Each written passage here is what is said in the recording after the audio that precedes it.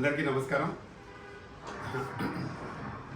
అన్నగారు చెప్పినట్టు బీసీ రిజర్వేషన్లు కాకపోయినా అధిక సంఖ్యలో సర్పంచులు కానీ మున్సిపల్ వార్డు మెంబర్స్ కానీ చైర్మన్స్ కానీ మెజార్టీ రావడం జరిగింది.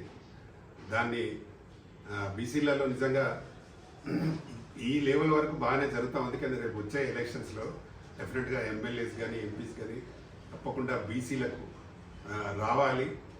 ఏ పార్టీ అయినా తప్పకుండా బీసీలను ప్రోత్సహించాలి. ఎందుకంటే బీసీ ఓటర్స్ ఎక్కువ, లీడర్స్ తక్కువ అన్న నీతిలో ఉంటుంది మన దగ్గర, రెండు రాష్ట్రాల్లో, ఆంధ్రప్రదేశ్లో కానీ తెలంగాణలో కానీ. కాబట్టి తప్పకుండా బీసీలను ఈసారి ఏ పార్టీ అయితే ఎక్కువగా సీట్లు ఇస్తే వాళ్ళకే బీసీలందరూ సపోర్ట్ చేసి వాళ్ళనే గెలిపించాలా, ఆ పార్టీలకే మద్దతు ఇవ్వాలి అనేది మేము అనుకుంటున్నాము. మా బీసీ సాధికారిక సంఘం త్వరలో భారీ ఎత్తున ఒక మీటింగ్ కూడా పెట్టాలనుకుంటున్నాం.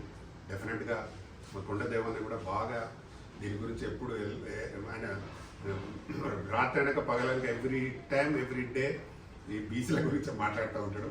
ఆయన చేసే పని అంతా దీని మీదనే. కాబట్టి ఇప్పుడు మేము ఆఫీస్ కూడా ఇక్కడే మార్చుకోవడం జరిగింది, ఎమ్మెల్యే కాలనీలోనే ఆఫీస్ పెట్టడం జరిగింది. కాబట్టి తప్పకుండా మేము రెగ్యులర్గా అందరితో టచ్లో ఉండి అన్ని జిల్లాల్లో కమిటీలు కూడా వేసి, కొన్ని వేసినాయి, కొన్ని వేయని, కొన్ని అన్నీ కూడా కమిటీలు చేసి తప్పకుండా భారీ ఎత్తున మంచి మీటింగ్ పెట్టాలని ఒక నిర్ణయం తీసుకున్నాం. తప్పకుండా త్వరలో నేను అందరం కలిసి ఒక కమిటీ మీటింగ్ పెట్టుకొని, మెయిన్ కమిటీ మీటింగ్ పెట్టి తప్పకుండా ఈ ఆర్గనైజేషన్ ఇంకా ఉధృతం పరచడానికి ఛాయాశక్తులు మేము అందరం కృషి చేస్తాం. మా ఆర్ కృష్ణ సహకారం కూడా తీసుకుంటాం.